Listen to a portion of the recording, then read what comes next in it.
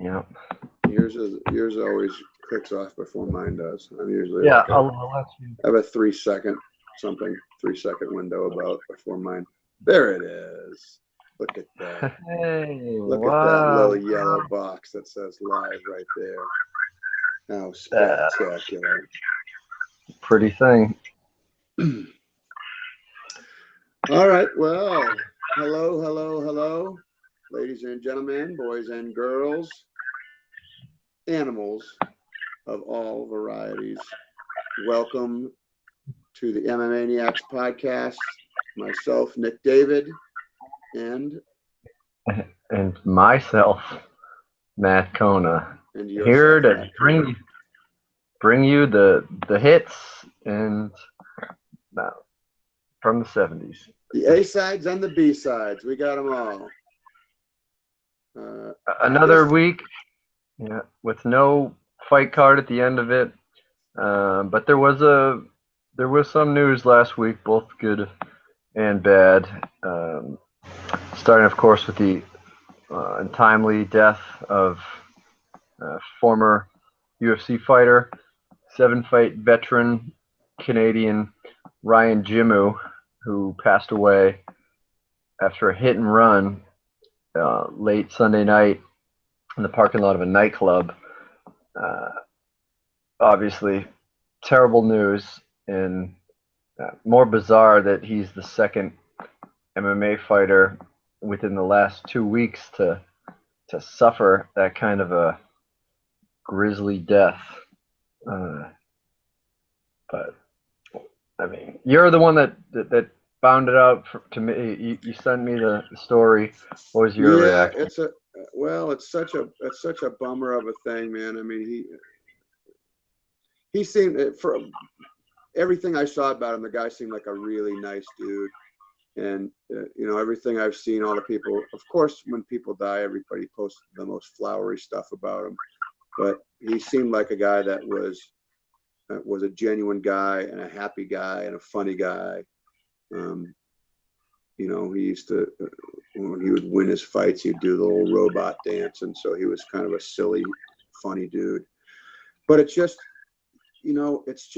one of those life things that it's a big picture thing, and it all came from what it looks like from what I've read about it, as it came from an altercation he had with some people in a parking lot of a club.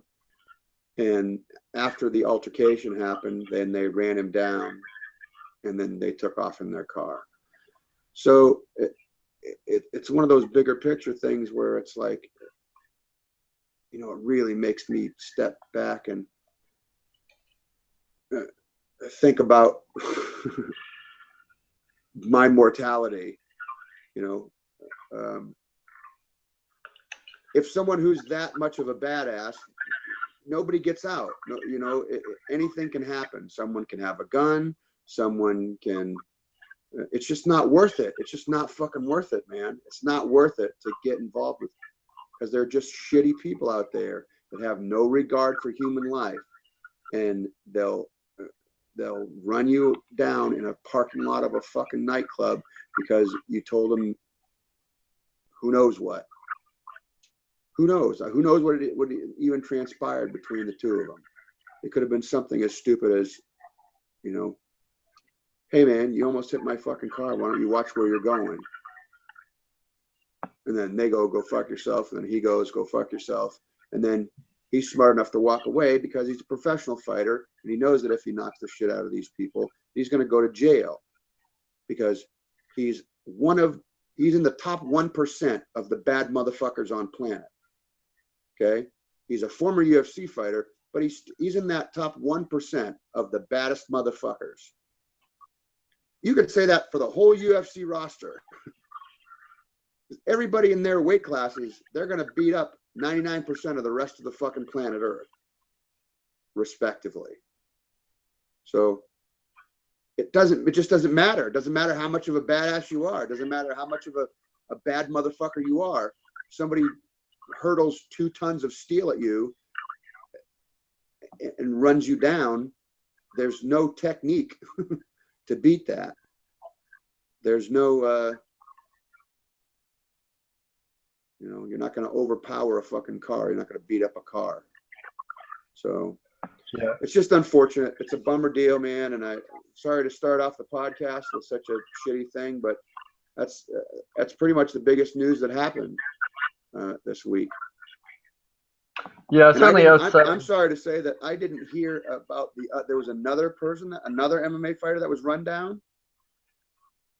Well, a few weeks prior to that, there was that Bellator fighter Oh, from, right.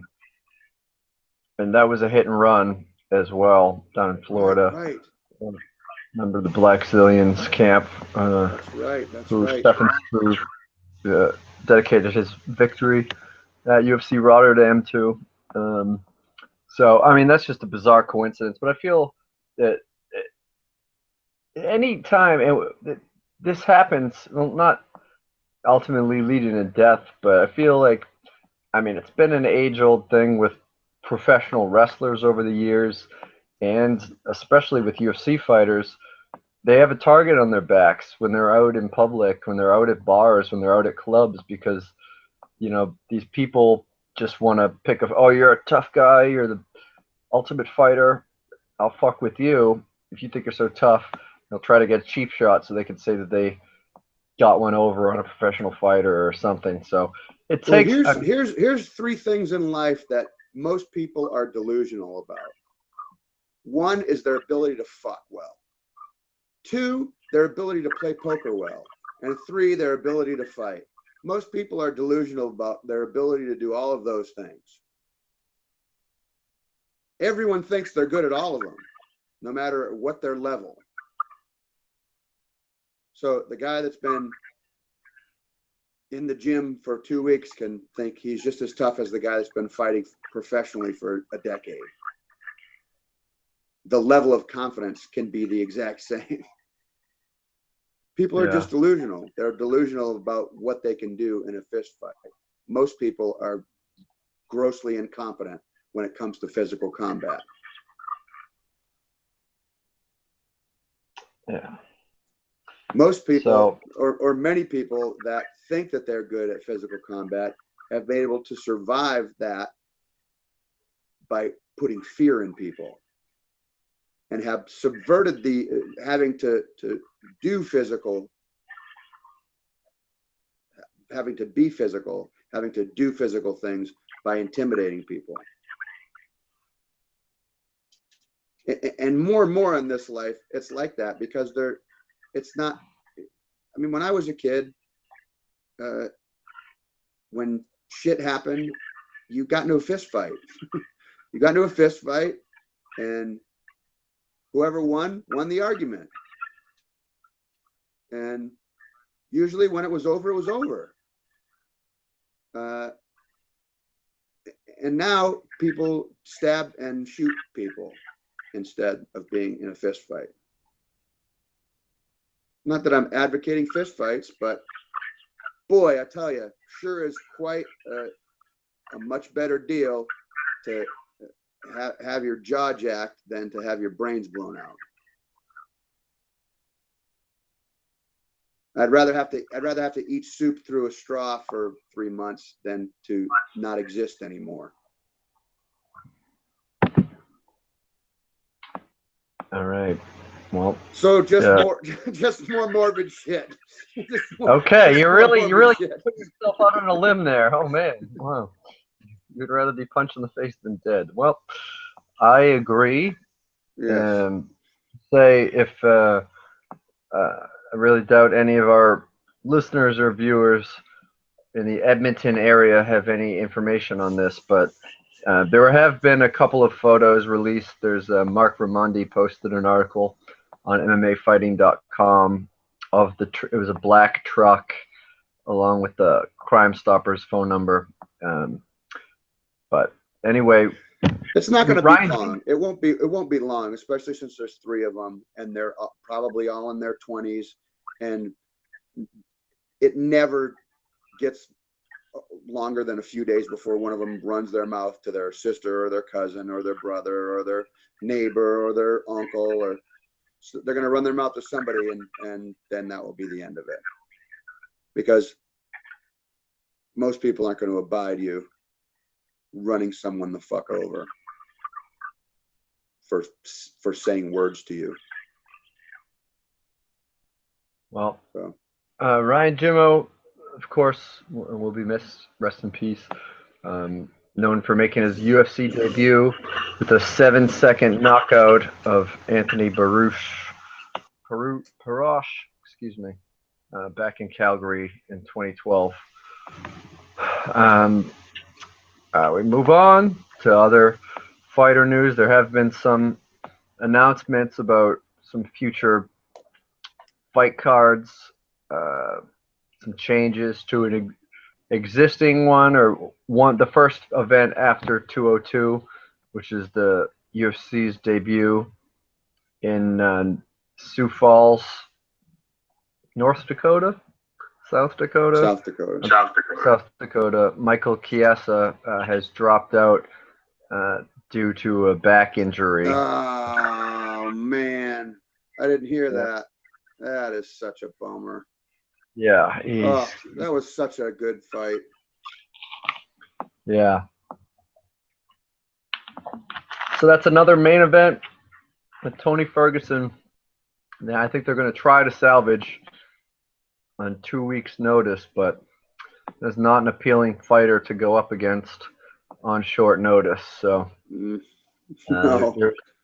no, both those guys are on a fucking tear right now. I don't think anybody wants to see either of those guys. Yeah. So that's certainly unfortunate, but they're going to try to find someone. So we shall see. One guy we know that it won't be is Donald Cerrone, who it looks like he's going to be staying at welterweight for a while. He is ranked now. I believe he's ranked number 12 at welterweight.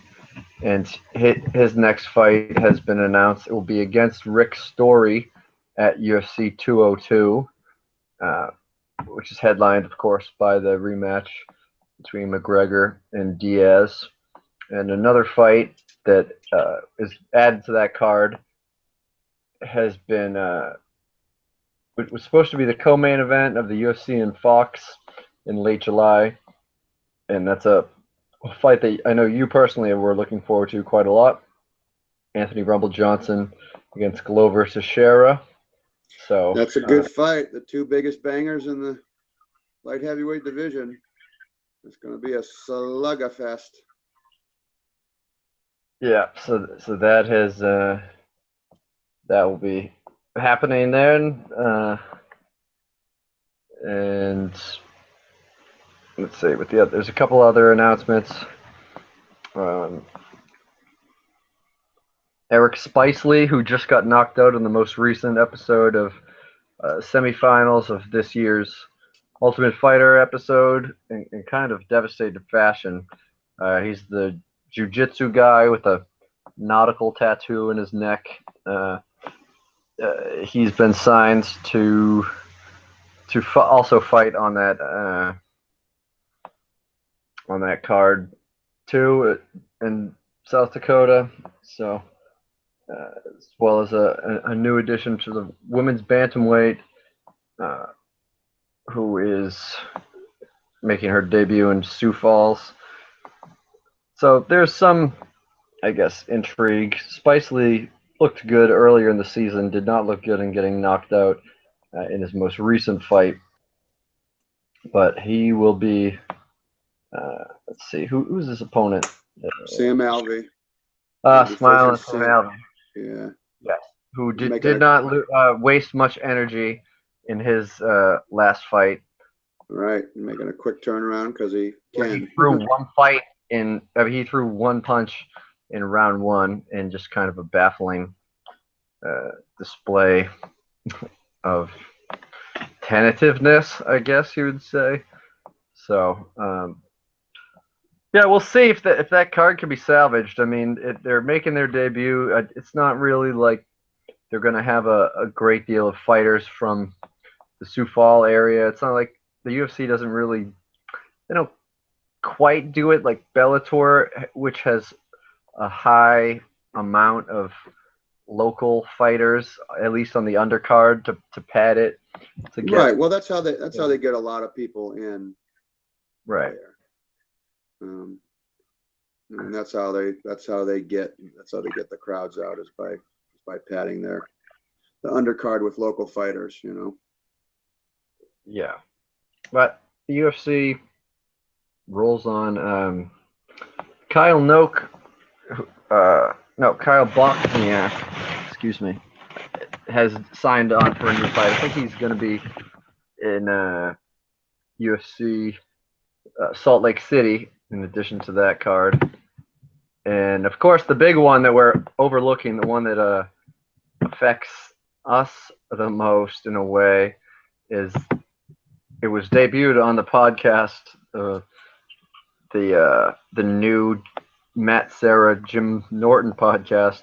But CM Punk finally has his debut against Mickey Gall scheduled for September 10th at UFC 203 in Cleveland. So It's railing. uh, well, I had to laugh out loud when you found out that you were going to be there for that one. Yeah, I'm sure that you must have secretly been very tickled by that. Oh, there was no not secret. so secretly. Probably not so secretly. Yeah. Yeah. Pretty overtly tickled. Yeah. So, Oh well. that's cool. Well, I mean, what do you think about it? I will enjoy seeing him getting the shit knocked out of him, I suppose. That will be my only the only enjoyment I get out of it, is to watch him get his ass handed to him. I hope, you know what? I honestly, I don't have anything against the guy. I know I talk a lot of shit about it, but I don't. He seems like a decent guy, and whatever, for whatever fucking weird reason, he just decided to become an MMA fighter in the middle of his life. And obviously, the UFC's reasoning is very clear. They do it because he's one of the biggest names in professional wrestling, and blah blah. So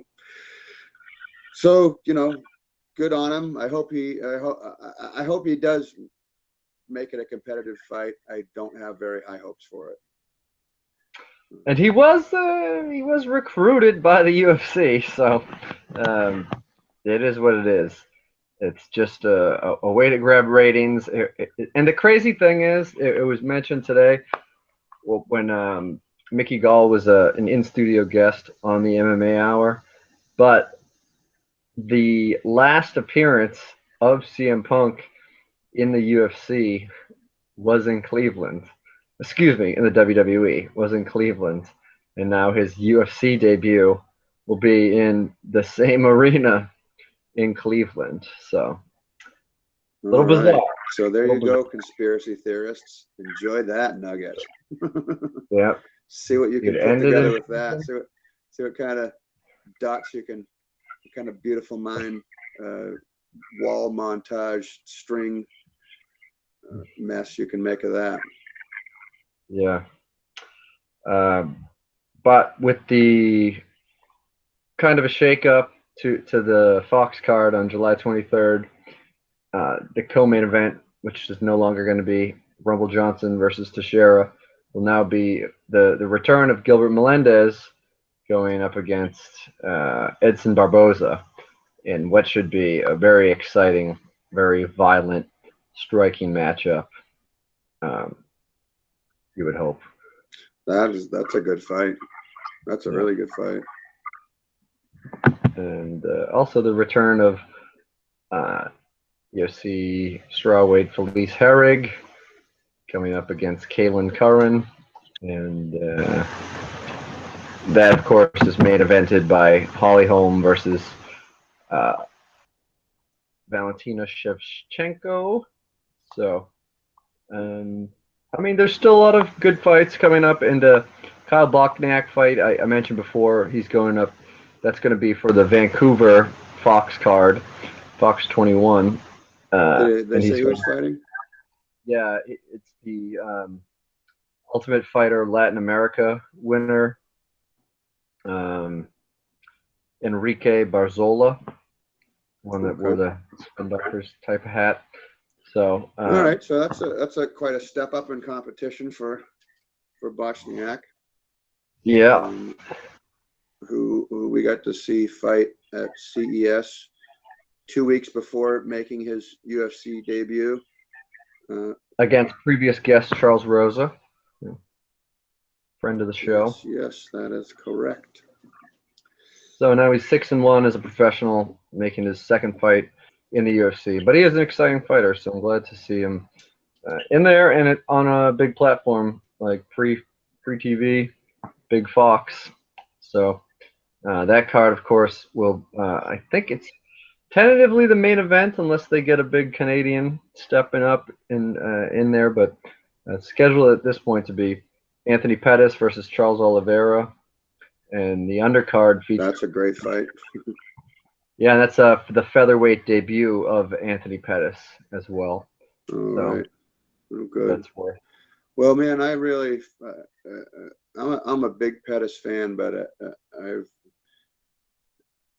it's bummed. His last couple of performances have bummed me out. So I hope to, I hope that he finds whatever combination of things he needs to find in order to put himself back together the way that we saw him before, and when he was really earning that nickname. Showtime. Yeah. Indeed.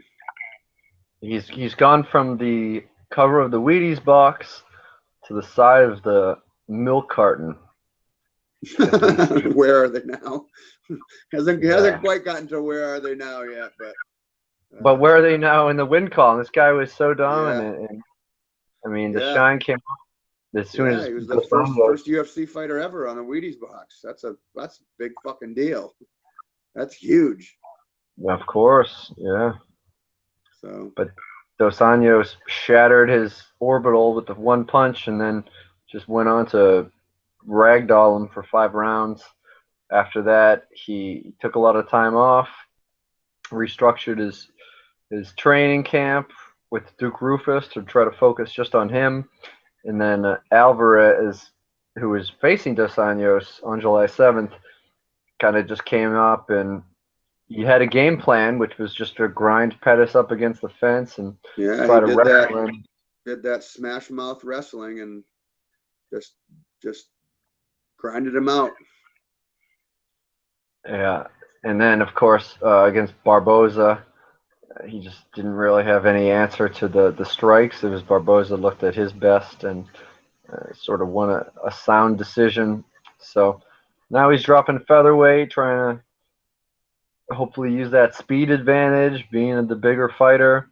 But he's never fought in this division before, and it's kind of could be a tough test against Charles Oliveira, whose jiu-jitsu is crazy, and Stand up's great too. I mean, yeah, Oliveira is a fucking all around. He's an all around good fighter. But one thing about Oliveira is he does not like to get hit.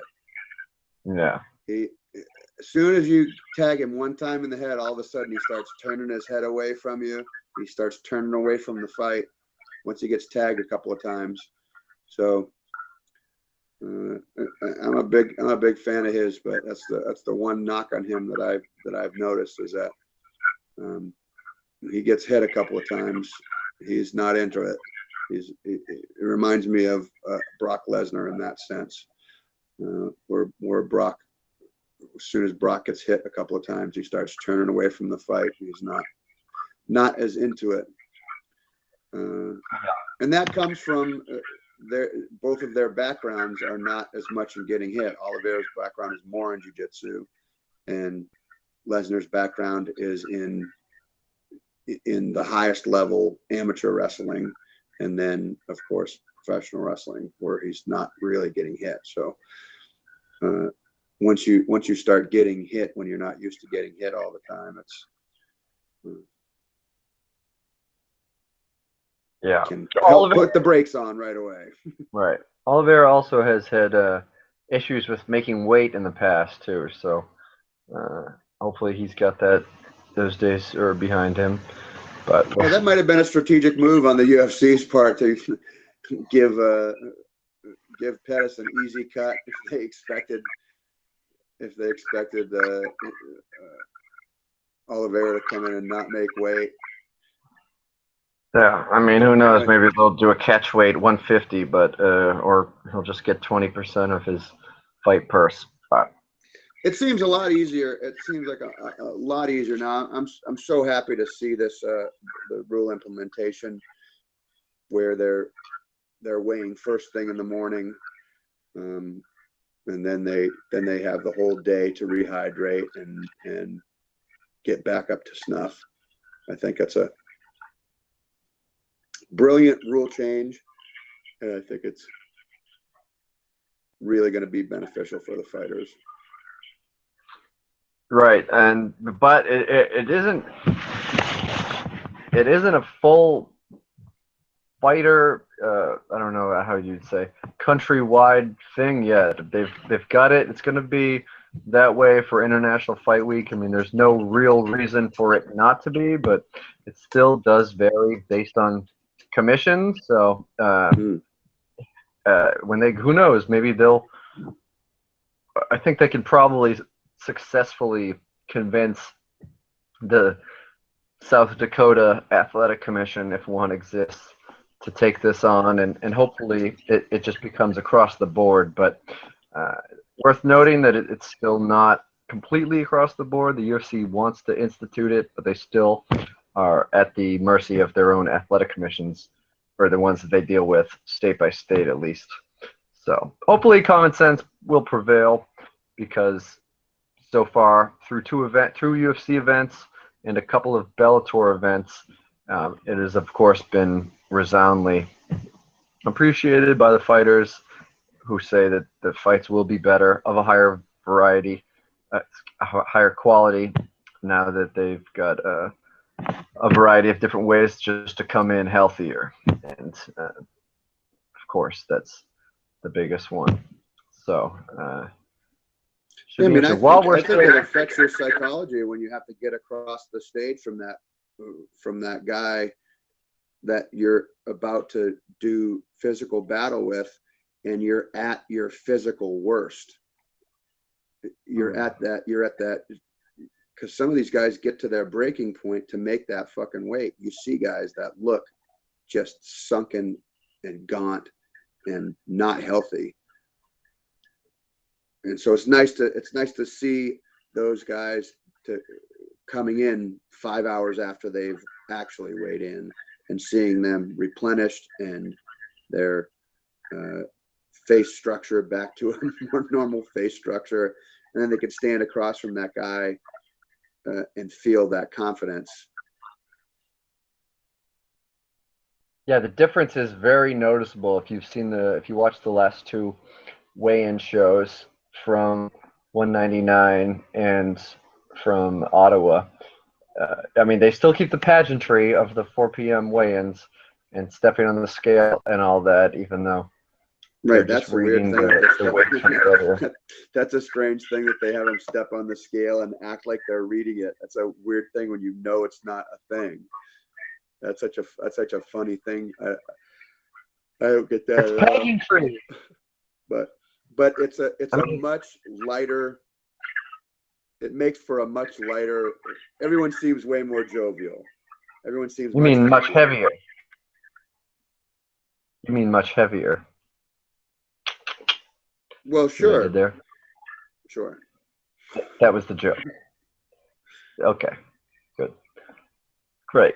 They should just say what their current weight is. That would be more interesting to see how much they've gained. That would be great. Yeah. That would be great. They made their weight at 145, and now he's walking around at 162. Okay, great. You put on 18 pounds in 6 hours. Perfect. Yeah.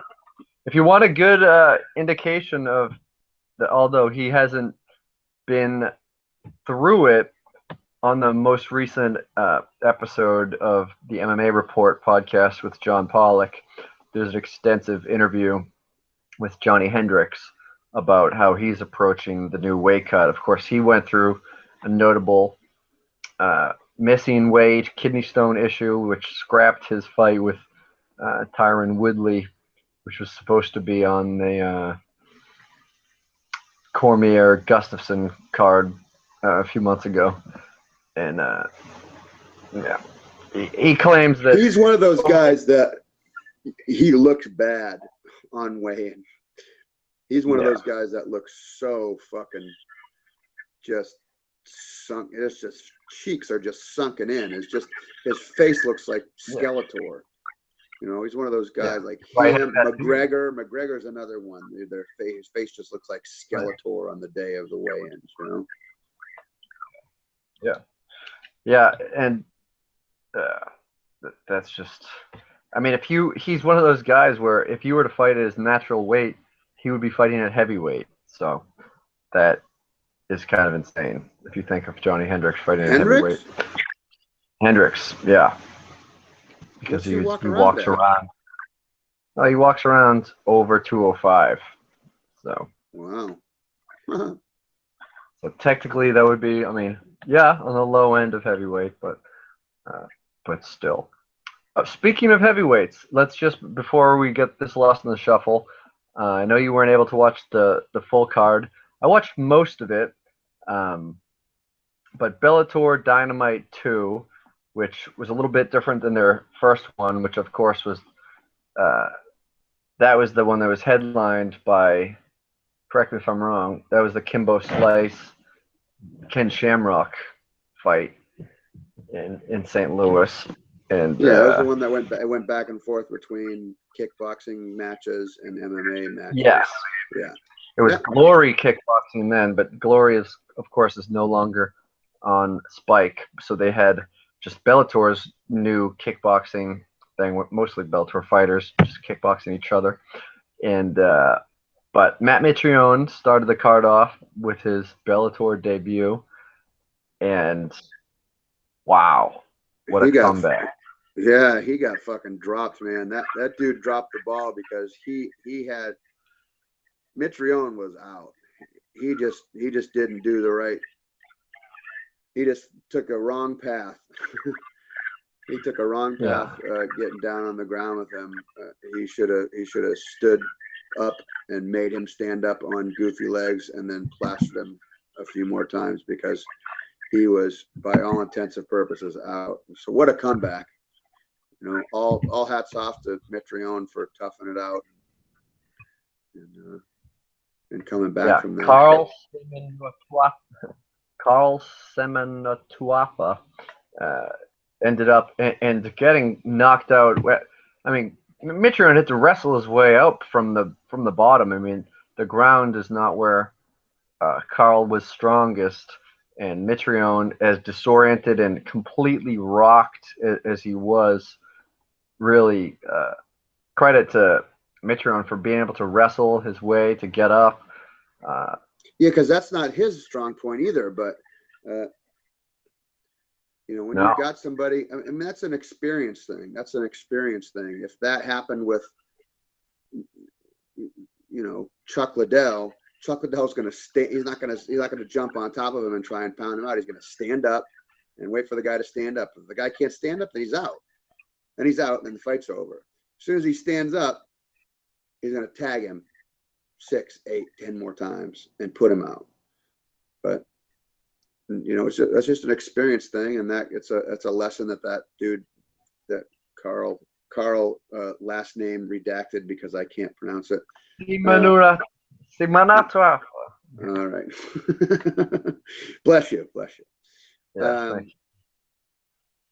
Well, he got knocked out. That's a lesson that Carl's he's gonna have to take that and really take a look at it. You know, when you have somebody in trouble that bad, especially when your ground game is as pedestrian as his supposedly is. That you need to take a step back and let your fists do their job. But hats off to Mitrione for. There was something like 16 fights on the Dynamite card, and 15 of them were finishes. The only one that was not a finish was the main event. Uh, honestly, a bit of a disappointment, and I think not, I don't want to say a robbery, but little surprising that Rampage was victorious in that. I thought that uh, Ishii didn't fight the most exciting fight, but I think he did enough to win. And Rampage Jackson looked out of shape, disoriented at times, seemed confused to have his hand raised even at the end. So just kind of a dull fight. Not sure what the future is for him. Not sure if there's that much exciting matches on the horizon. I know that Rampage was once a big name, but he's just uh, joining the list of fighters who I think uh, that's pretty much just what they have. They have their name and not a whole hell of a lot else because the fight did not impress me much. I know you watched the first round and fell asleep. I stayed up, I but I did. I really falling asleep mentally just watching it. But uh, Yeah, he's not. Rampage has not ever been one of my favorite fighters, just because I like a real well-rounded guy, and he doesn't really have a ground game at all. He comes in as a brawler and a banger, and if he can get it done that way, great. And if he can't, if he goes up against somebody that has a really good ground game, then he's usually in trouble, or somebody that has a better striking game than him. Um, he has to find that right niche of people that can't take him down and hold him down, and then don't have a striking game that parallels or excels beyond his. Uh, so that's where his niche of people to find that he can beat. Or he always has a puncher's chance. The guy has complete knockout power in both hands. He can knock people out.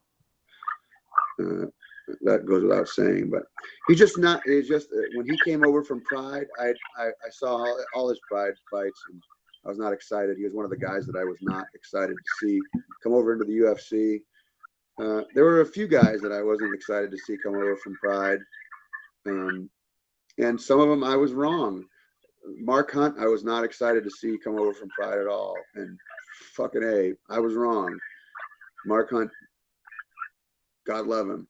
He's not a grappler. He still doesn't have, if you put on a gi, probably a lot of blue belts and purple belts are going to beat him on the ground. He's not a very skilled ground guy as far as straight jiu-jitsu goes, but he has learned enough he has really good takedown defense, and he's learned enough to get back up and take advantage some of people that have really no ground game. But I love his whole story. I love Hunt's whole story. I love the fact that they offered to pay him to walk away and he refused it. And now he's in, I don't know where he's at now, but he's somewhere in the top 5, I think, of the heavyweight division. So God love him. I don't know how I turned that from here to there, but a blue belt. It came from we were talking about guys coming over from Pride. So that's so back to that Rampage. Who knows what's next for him? He's winding it up. He's one of those guys that's right near the end. He's got maybe another year, maybe a couple more years in him of fighting, but it's pretty close to the end for him. He's never been world-class caliber guy.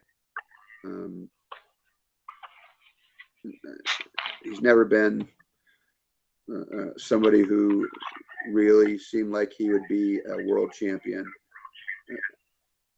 I mean, so having said that, here's the whole thing. So we sit here in me in my garage, you in your basement, talking shit about these professional fighters who are the best athletes in the fucking world. They're the toughest guys on the planet.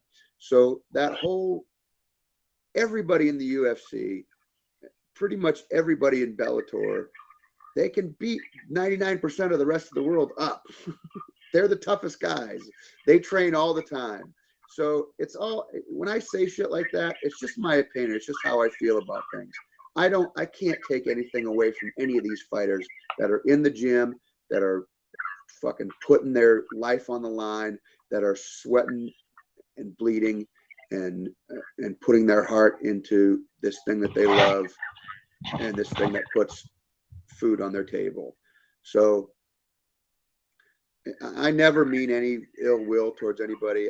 I get frustrated sometimes with fighters, and I say things that may be off cuff or sound really shitty, but I don't wish any ill will towards any fighters, and I don't, you know, I don't have any hatred towards any of them. I feel opinionated about some things, and certain fighting styles appeal much more to me than other fighting styles. I like a well-rounded fighter. I like a fighter who's as versed in one thing as another thing. It baffles me when I see fighters come in and they go, this guy's a blue belt in jiu-jitsu. And I go, what the fuck is he doing in the octagon? How's this guy a blue belt in jiu-jitsu? And he's in the toughest proving ground on planet Earth for physical combat, other than war. Well, that's the thing about mixed martial arts. You don't. It certainly helps to be well-rounded in all of the things, but you could. I mean, it started as strictly specialty fighter in one discipline against another, and there No, it did, but it's it's still, not that anymore. no, it's not that anymore. But it is still rock beats paper, or rock beats scissors, paper beats rock. If you're a jujitsu specialist, but you get kicked in the face by a kickboxer, you're gonna lose. If you're a boxer and you're going up against a guy who can box, but his specialty is wrestling, the chances of you losing are much higher. So no, I feel this. I feel the same way the other direction too. When I see these world-class jiu-jitsu guys come in and they're just trying to drag somebody to the ground and they're not engaging in a fight, and then they fall back on their back. I don't know if it was UFC. I don't know, 93. I think it was 93. I think it was 93. And the main event was Anderson Silva versus Talis Latis,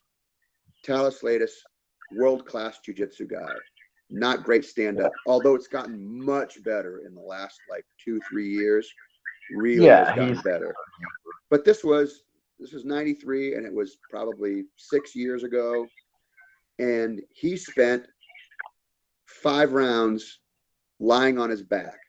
And he just kept falling onto the mat, falling on his back, and inviting Anderson Silva into his guard.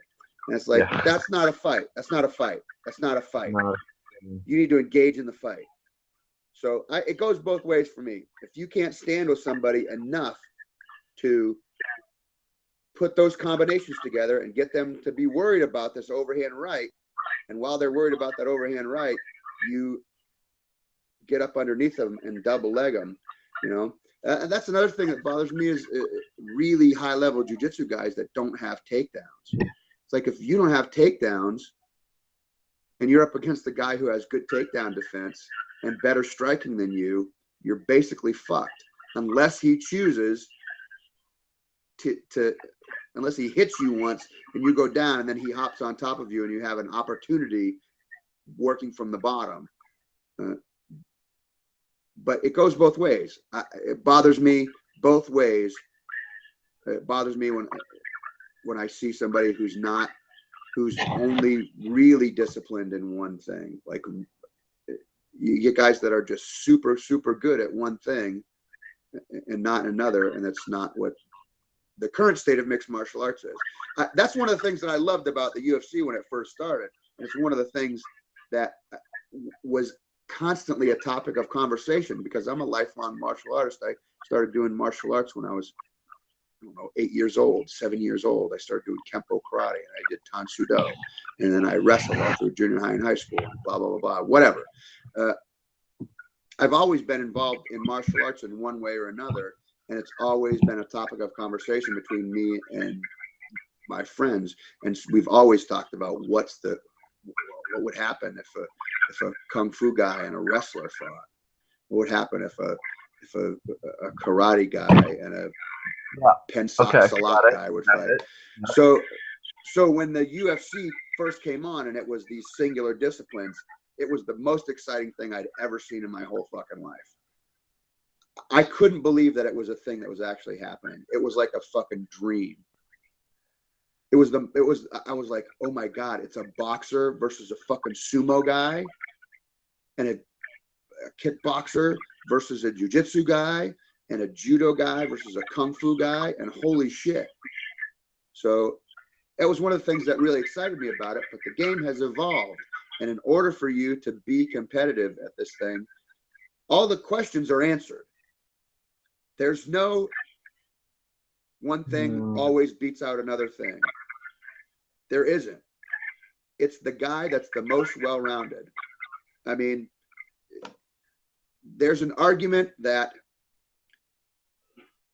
Well, it's just basically anything can happen in a fight. It helps. You're the person that's most prepared is most likely to win. So that, right. For example, just to bring it back, I was trying to discuss a couple fights of this Bellator thing, and we got into Pride and the UFC. But yeah, sorry. Sometimes I go off a little bit, you know. It's okay. I do know. But one, of course, Bellator's lightweight champion. Holy shit. Was vacant, and a guy primarily known as a wrestler might have had a knockout of the year with Michael Chandler defeating Patricky Pitbull with just a flush punch. He got fucking murked. He knocked the mustache off of his face. Pitbull got murked. Good Lord. Good Lord, that was a gnarly knockout. Big time, one punch knockout, 3 minutes into the fight. New Bellator lightweight champion, Michael Chandler. And it was just done in devastating fashion against the guy who is primarily known as a striker. He was knocked out by pretty much a wrestler. I mean, he's been training, I guess, with the Black Zillions and Henry Hoof, I believe. He spoke very highly about it in the post-fight interview, but it was the interview that was on Axis TV, Fight Nights, or Inside MMA rather. Amazing knockout. One of the big highlights. The other thing I wanted to mention, and it wasn't on the.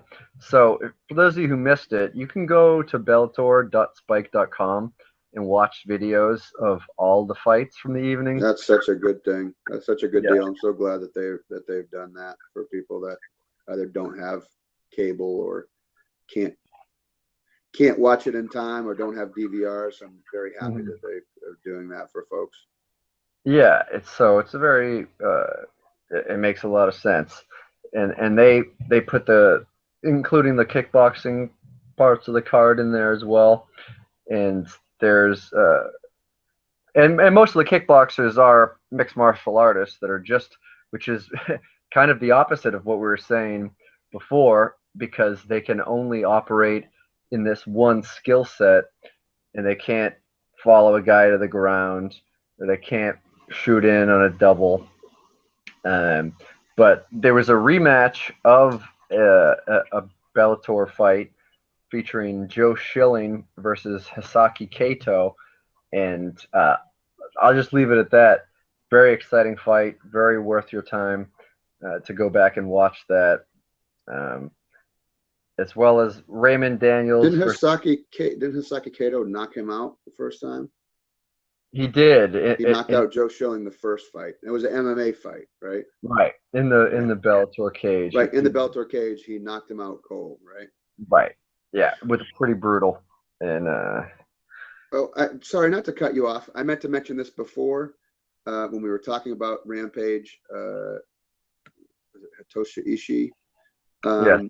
So Hitoshi Ishii is a judo Olympian, and gold medalist. Gold medalist, and he's actually in the next Metamoris.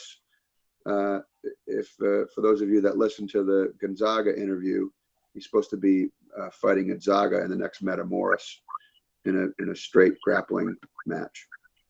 So that should be very, very interesting.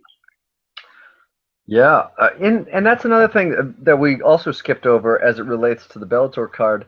That there might it's a little bit. I know it's just grappling, but when a fighter is approaching their next challenge, but they already have something else booked over the horizon, I got to think that's got to be somewhat of a distraction. And granted, he wouldn't be able to do it if he say Rampage knocked him out and he couldn't get medically cleared even to grapple. But Right. And having for said that, I don't know. I have to look up to see when the MMAniacs event is, because okay, I'll try and look that up now while you're yeah. finishing But your for thought here. instance, after the Matt Mitrione fight, uh, this is a guy that clearly was. Well, maybe he wasn't knocked out cold. He was certainly seeing cartoon birds flying around his head after getting knocked clean out, jelly legs and all. But his next fight is going to be 3 weeks away on that London card that they're still trying to salvage in the wake of the, of course, tragic death of uh, Kimbo Slice. They've tried to pad it. It's now going to be Paul Daly against Lima in the welterweight main event, and they have uh, Michael Venom Page going against Cyborg, which just kind of I don't. I think that Cyborg should not be fighting at all. He kind of went out of Oh his way. He kind of boy. went out of his way to talk about how the memory loss that he suffered, and he got fucked up big time in his last fight. So it's really just I know there's no athletic commission over there in the UK. Maybe they're using their own regulators, but still, it's just Wait, uh, I thought Cyborg got a knockout in his last fight. no. He had a submission win prior to that, so he came back on short notice, and he got pretty brutally knocked out uh, his last time out. Um, I forget by who, but it was kind of surprise knockout. Let's see if I can find it. But yeah, Cyborg Santos is definitely coming off of a devastating loss, and Michael Venom Page is just any way but up is where he's heading. So, and of course he's from the UK, so I can understand they want to get him an opponent, but I don't know if that's the right one to do uh, to put him up against. Come on. A six pack. It's a six pack. Bellator, I'm trying to find an ad, and they're sending me this Axe ad. They're not a sponsor of the podcast. Get out of here. Fucking A. uh, it looks like the July 17th is the next Metamoris, and the main event is Marcus Almeida Uchecha versus Roger Gracie, which is a rematch and a crazy fight. I mean, these are two of the guys that are at the very top of the jiu-jitsu game. So I'm excited for that match, but I'm trying to get the full card here. I'm trying to look up the full card here, but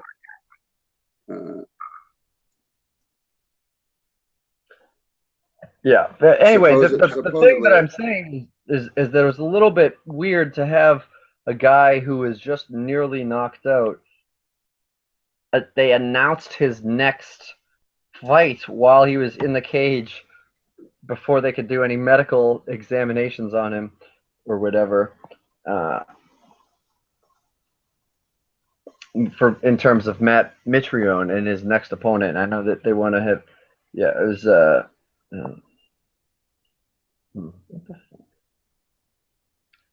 It's really hard to Google Cyborg Santos and not get all the results of Christina, his former wife, who also had the same nickname, even though she's Chris Justino now. But whatever, doesn't matter. yeah, I know he got knocked out. It was brutal. Uh, it was at Bellator. No, it's coming up 158. No, they just don't have. It just doesn't have his own Wikipedia page. Okay, finally found it. Losses, 17 losses. That's a lot of fights. Regardless, Bellator. Yeah, yeah, he lost to Saad Awad at Bellator 154, uh, which was on May 14th, not that long ago. And now You're he's talking coming. about Carl, last name unpronounceable. No, I'm talking about Cyborg Santos, who is Oh, fighting Michael Venom Page in England. But Matt Mitrione is also on that England card, and he nearly got knocked out in his fight. Yet they brought his next opponent in to make the fight announcement, which is, oh, by the way, in 3 weeks. So Jesus Christ. is that smart? Is that healthy? Is that dangerous? I know. Probably not. I don't. If that. I don't know where that last card was, but that commission should have suspended him for at least probably a few months for nearly getting knocked out, or basically getting knocked out. Right, and this is in the most we talked about Bellator this past week. That was in St. Louis, Missouri. So, all right. Well, to jump back well, on that's really all that. Yeah. I was just going to jump back on the Metamoris. I found the whole card. Actually, Buchecha is out, and they're trying to find a replacement fight for Roger Gracie. The co-main event, though, is Halleck Gracie versus Gary Tonin. Halleck Gracie, of course, is the founder of Metamoris. And Gary Tonin is, of course, the baddest motherfucker out there right now, especially with leg locks. He's like the 4-time winner of the Eddie Bravo Invitational and has beat a bunch of people, but also Gonzaga versus Satoshi Ishii. And then Dylan Dennis is on this card, and Gilbert Derhino Burns. So that's the full Metamoris card, happening in a few weeks on the 17th of July. July 17th. Okay, I feel like there's another. Is there a UFC that night too? Maybe that's when the Sioux Falls show is. But anyway, a lot of fight announcements. Not too many fights as we get closer to International Fight Week, when we have a crowded slate of cards. Maybe we can do something where we will do a little bit of a mini preview of the dose. Actually, well worth looking on YouTube. It's only about 21 minutes long, but it's a special of it's called Battle Lines: Dos Anjos versus Alvarez, where it goes into a little of each fighter's training camp in the lead up to this, with Dos Anjos isolating himself in Singapore, and Alvarez, of course, training in his native Philadelphia, New Jersey area. But seems like Dos Anjos is focusing a lot on Muay Thai and making some money on the side teaching jiu-jitsu to the Singapore students while he's down there. Anyway, kind of an interesting look, and it's for free on the UFC's YouTube channel. So I'll have to check that out. Hey, yeah. Did you see there was a video, and now I have to go back now and look and see what the. I don't even want to mention what the organization was, so forget it. But there was one of the smaller cards, one of these regional or semi-regional cards, where one fighter had a rear naked choke on the other fighter, and the fighter that was being choked was clearly out for, I don't know, probably. It was 16 seconds. I watched that this morning, in fact, but I watched it was on RFA, which is part of the Axis Fight Night, and yeah, that ref should be banned from reffing ever again. Yeah, I mean, if in his defense, that's enough for a guy to be dead. It only takes 20 seconds. It takes 20 seconds for you to be dead, for you to have no blood going to your brain, and you're done. Yeah. it was a scary video. But the crazy thing is that his eyes were open the entire time, and he was sort of moving his hands, similar to the way that Holly Holm was kind of punching. But in those cases, and people always kind of laugh about it, but that's a fighter having a seizure. That's what is happening. What, like, those crazy movements, and so he couldn't tap, and the ref. Yeah, I mean, I listen. I'm with you. It was really scary. But it's fucked up when their eyes are open. So a lot of times, that's what you have to be looking here's for. the What's problem. behind their eyes? Here's the problem with a lot of the ref situation. They should be picking refs solely from people that have fight experience. Because if you don't know what a motherfucker looks like when they're going out, you don't know. You just don't know. When you train every day and when you do jujitsu all the time, you know. You see when that happens. You can tell. You can see it across the room. You can tell when you're on somebody's back and they're no longer there. As a fighter, that guy's doing the right thing by not letting off, because the ref's not doing his fucking job. So, but imagine that. Imagine the guy dies.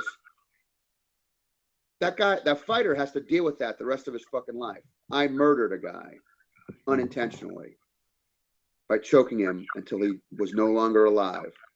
And now I have to deal with that the rest of my life.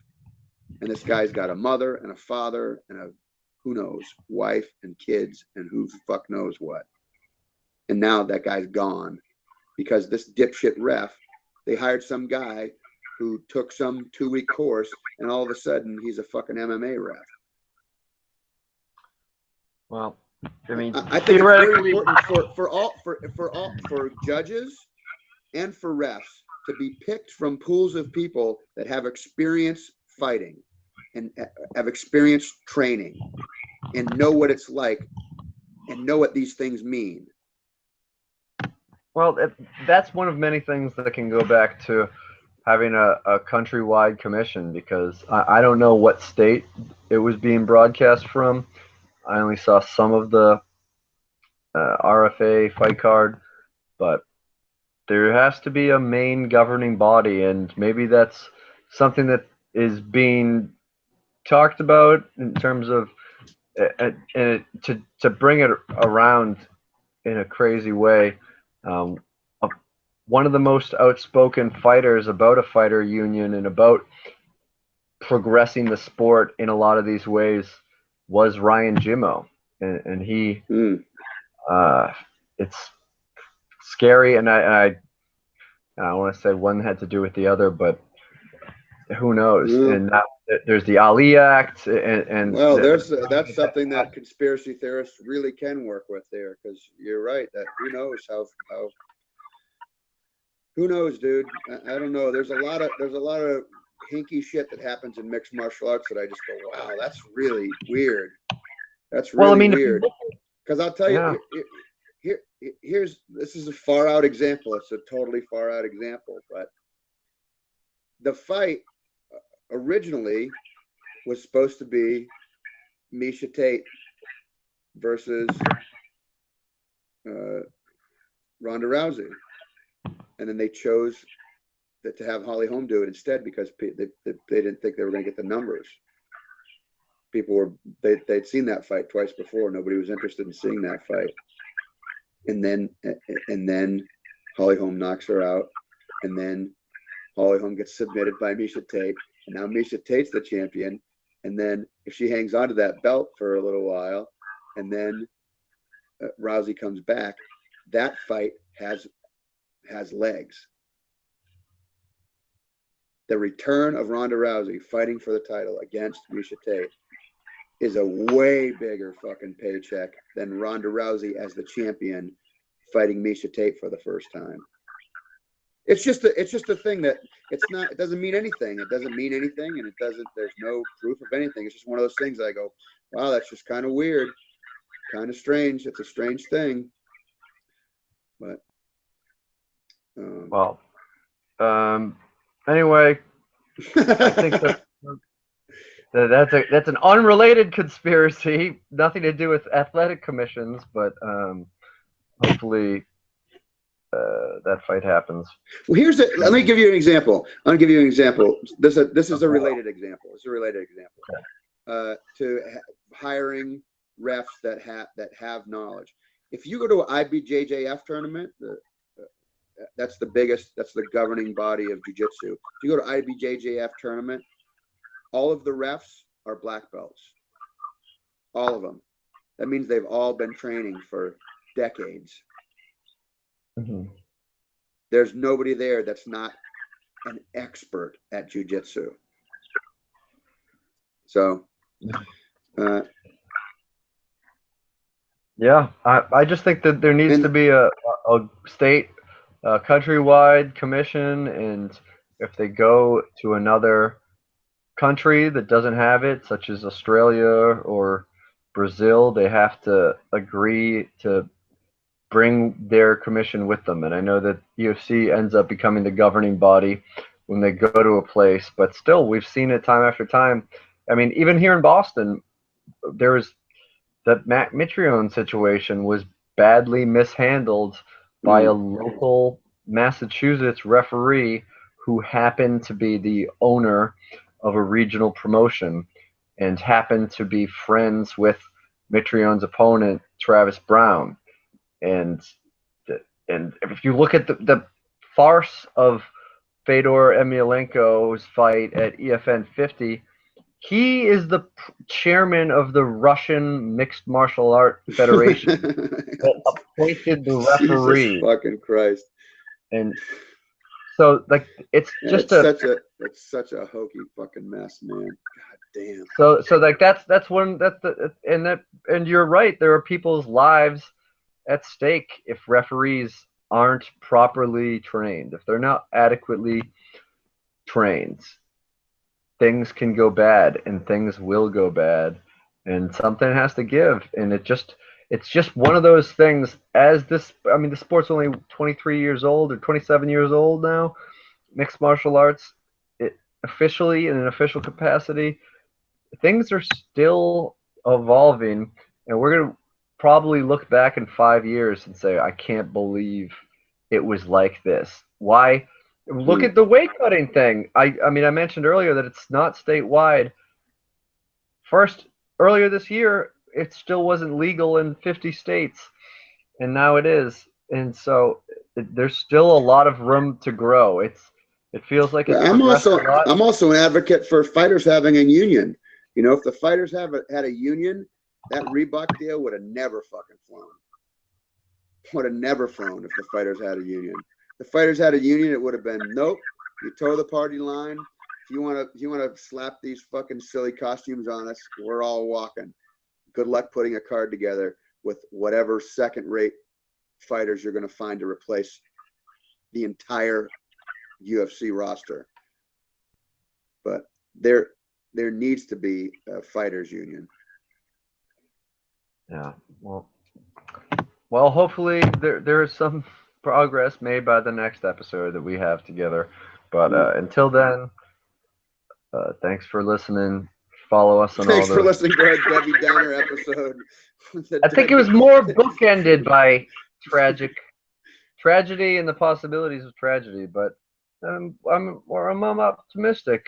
They're making small steps, and I say they, primarily CFC, although Bellator was the first organization to do the early weigh-ins because it was offered to them by the Kansas Commission, spearheaded by Sean Wheelock, who was a former Bellator broadcaster, ironically. Yeah. So there are people out there, John McCarthy being one of the big figureheads, who want to make the sport safer, and they want to cut down on dangerous weight cuts.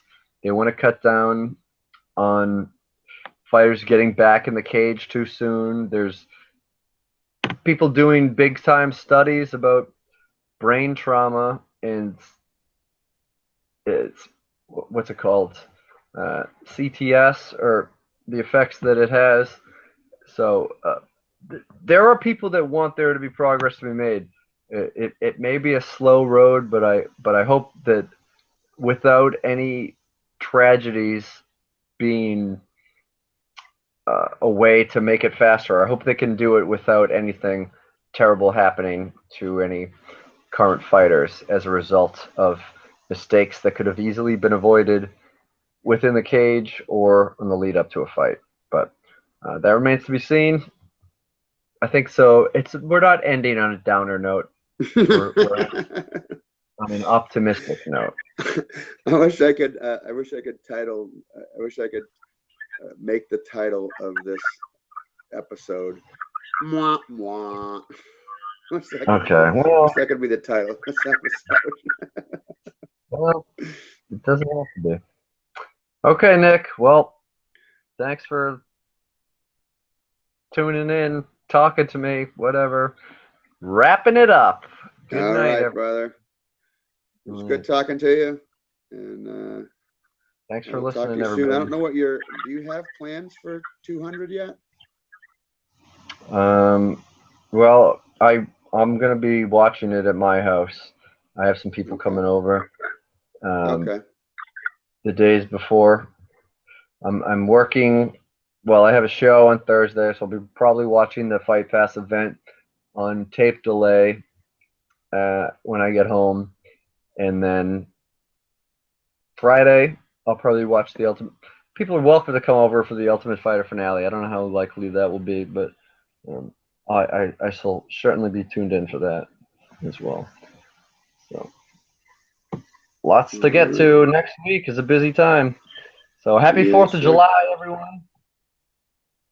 And have Enjoy a safe. it. Stay safe. Don't blow your fingers off. No. Don't drink and drive. Don't drink and drive. Amen. All right. All right. Okay. MMAniacs Good over night. and out. Peace.